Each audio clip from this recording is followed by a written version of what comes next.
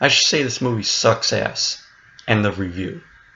But I'm not gonna do that. So, but anyways, hey everyone, this is Michael again. Welcome to another movie review, and I'm still reviewing the Star Wars films in time for The Force Awakens, which is being released this Friday.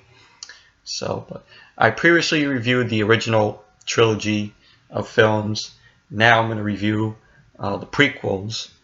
And let's start off with the first movie, which is Star Wars Episode 1, The Phantom Menace, which is written and directed by George Lucas, stars Liam Neeson, Ewan McGregor, Natalie Portman, Jake Lloyd, Ian McDiarmid, I think that's how you pronounce his name, Anthony Daniels, and Frank Oz.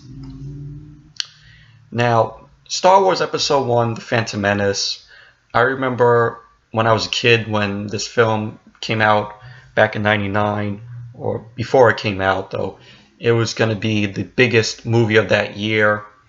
Star Wars fans were going crazy because this is the first time that they're actually getting that they actually got a Star Wars film in 16 years since Return of the Jedi came out, and it was just a hyped up movie. It was almost like everywhere. You couldn't escape it.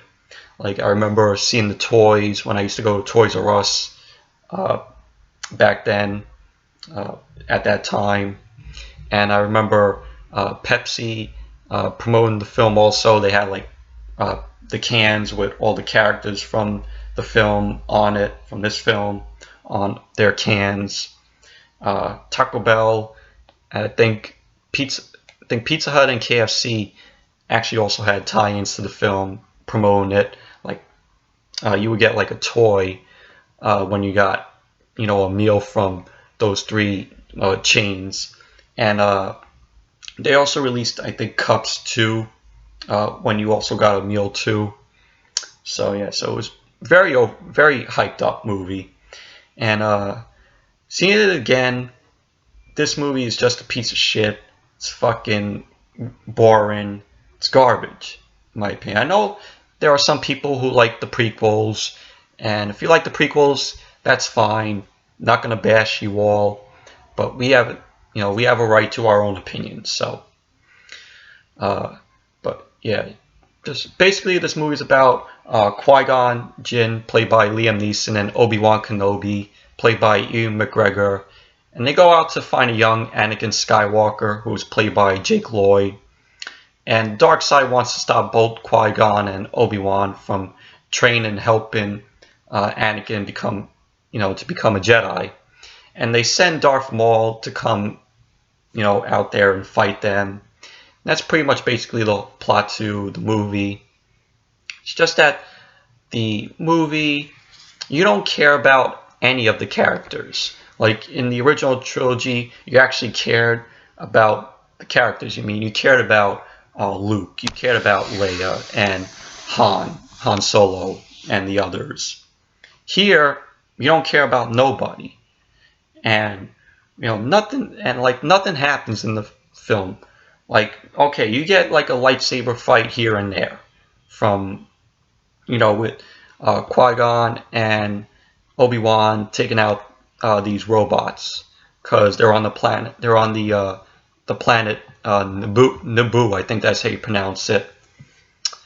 And the whole Darth Maul thing. Darth Maul, in my opinion, was wasted. He does nothing except for when he has that the fight with Qui-Gon and Obi-Wan.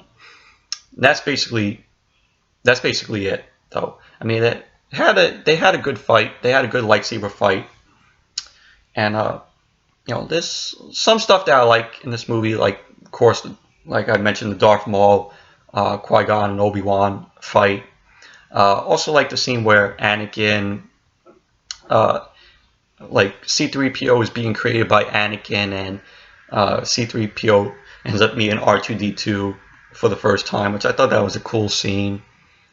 But Obi-Wan, like Ewan McGregor, he didn't do anything, because he's supposed to be, a strong Jedi, as what we saw in the original trilogy, in the first movie. He's supposed to be the strong Jedi, and didn't really. And let's get to Jar Binks. Jar Binks is the worst Star Wars character I have ever seen, and probably the worst character I've ever seen in the film. He's very annoying, and George Lucas said that this is one of his favorite characters. I'm like, George Lucas, what the fuck were you smoking? And like every time Jar Jar spoke, it's Jaja. Every time he spoke, I just wanted to fucking mute the TV. It's just he had an annoying voice whenever he spoke. And Jake Lloyd as Anakin Skywalker. I know he gets a lot of shit from people, but I tolerated Jake Lloyd in this movie. Was he perfect? Was he the best Anakin? No. I tolerated him in Jingle All the Way, and he wasn't perfect in that movie either. So, but it's really a shame about Jake Lloyd. Like, he stated in an interview that that The Phantom Menace, that this film ruined his childhood and also his acting career, and he also destroyed all of his Star Wars memorabilia out of anger. He was so pissed off probably at the film too, and I don't blame him. I mean, he wasn't the best in the film though, and it's just the writing in this movie is terrible, and it just comes off boring. And Natalie Portman, she plays Queen Padam Amelia, I think that's how you pronounce the name, was okay in the film, but we saw less of her. Yoda is also wasted too. We only get to see him in like after an hour into the movie, and see less and less of him. Also Samuel L. Jackson too, his character we see less of, is also very wasted. And there's no excitement in this movie either. Like in the original trilogy, you knew that you had this excitement going into all three of those films.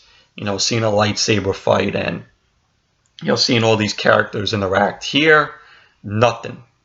Like, there's no excitement, and it comes off as boring. Like, oh yeah, so we get a lightsaber fight, like with Darth Maul and Qui-Gon and Obi-Wan. That's it.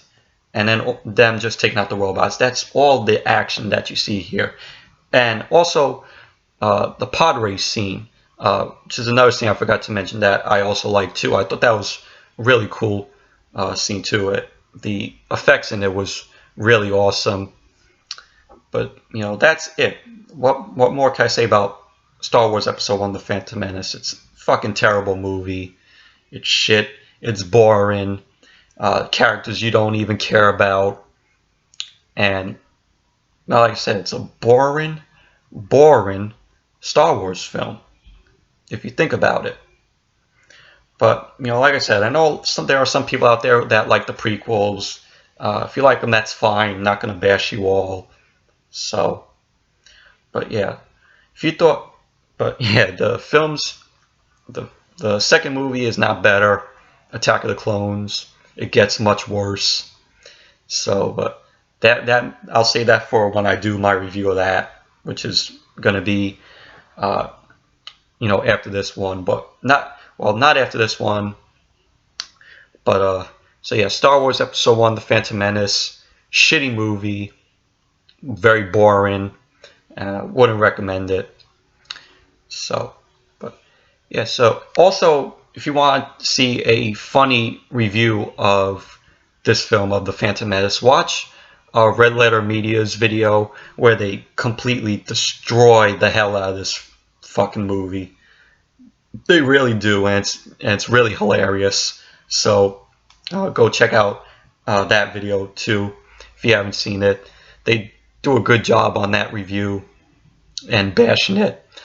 So, but Yeah, so anyways, that's it for my review of Star Wars Episode 1, The Phantom Menace.